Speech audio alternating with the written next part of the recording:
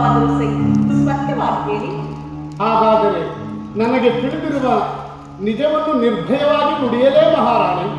ಬ್ರಹ್ಮದೇವ, ಮಗಳಾದ ಶಾರದಾ ಮಾತೆಯನ್ನೇ ಮದುವೆಯಾದ ಸ್ವಯಂಭುವೇ ನೀವು. ನಿಮಗೂ ನಿಜವನ್ನು ನುಡಿಯಲು ಸಂದೇಹವೇ?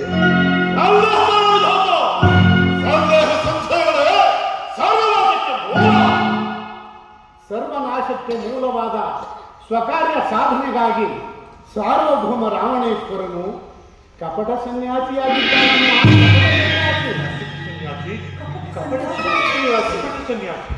ಕಪಟ ಸನ್ಯಾಸಿ ಸರ್ವಾಲಂಕಾರ ಶೃಂಗಾರ ಪ್ರಿಯನಾದ ನನ್ನ ಪ್ರಚಂಡ ಪ್ರಣಯ ಪರಮೇಶ್ವರ ಕೇವಲ ಕಾಷಾಯ ವಸ್ತ್ರಗಳನ್ನು ತೊಟ್ಟು ಕಪಟ ಸನ್ಯಾಸಿ ವೇಷ ತಾಳಿದ್ದಾನೆ.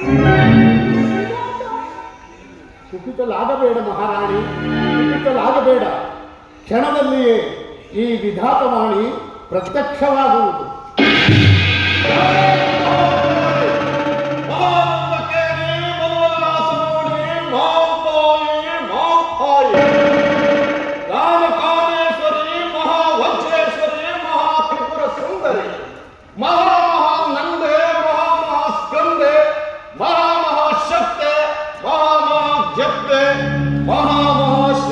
ನಗರ ಸಾಮ್ರಾಜ್ಞೆ ನಮಸ್ತೆ ನಮಸ್ತೆ ನಮಃ.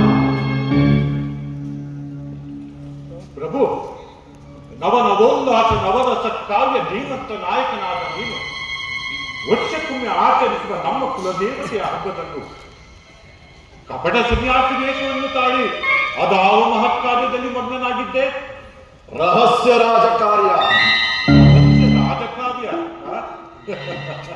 ಪ್ರಹಸ್ತಾದಿ ಅಷ್ಟಮಂತ್ರಿಗಳನ್ನು ಬಿಟ್ಟು ಷಷ್ಠಿಯ ತೃತೀಯ ದಿನವೇ ಹೊರಟವನು ಅಷ್ಟಮಿಯ ಅರ್ಧರಾತ್ರಿಯ ತನಕ ನೀನೊಬ್ಬನೇ ಮಾಡಿ ಮುಗಿಸಬಹುದಾದಂತಹ ರಹಸ್ಯ ರಾಜಕಾರ್ಯವನ್ನು ನಿಮ್ಮವರು ಎನಿಸಿಕೊಂಡ ನಾವಾನು ತಿಳಿಯಬಾರದ ಲೆಕ್ಕೇಶ್ವರ.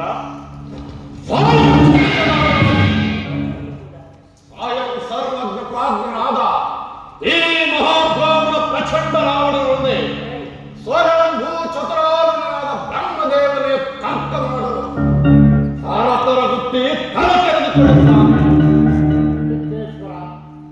ನಾನು ಎಷ್ಟೇ ಆದರೂ ನಿಮ್ಮ ಪಂಚಾಂಗದ ಜೋಡಿಸ. ವಿಭೀಷಣ ರಾಜೇಂದ್ರ ತಮ್ಮ ಒಡ ಹುಟ್ಟಿದ ತಮ್ಮ. ತಮ್ಮನಾದವನು ಅಣ್ಣನ ಮಾತಿಗೆ ಉಂಗುಟ್ಟು ತಾನ ತಗ್ಗಿಸಿ ಕಪ್ಪಗಿರಬೇಕೆ ಪರಂತು ತಲೆಗಿರಿಸಾಡಬಾರದು. ಜಯ ಭದ್ರಕಾಳಿ ಕಾಳಿ ಶತರುದ್ರ ಕೇಳಿ ವಾಯುಂ ಕಾಯಿ ಭೈರವಿ. ಬಹುದಿನದ ನನ್ನ ಬಯಕೆ ಇಂದು ಈಡೇರಿತು. ಅದು ನಿನ್ನ ಕೃಪಾಕಟಾಕ್ಷದಿಂದ ಮಾತ್ರ. ಇದು ಪೂರ್ಣ ಫಲ ಸಮರ್ಪಣೆ. ಒಪ್ಪಿಸಿಕೋ ತಾಯಿ.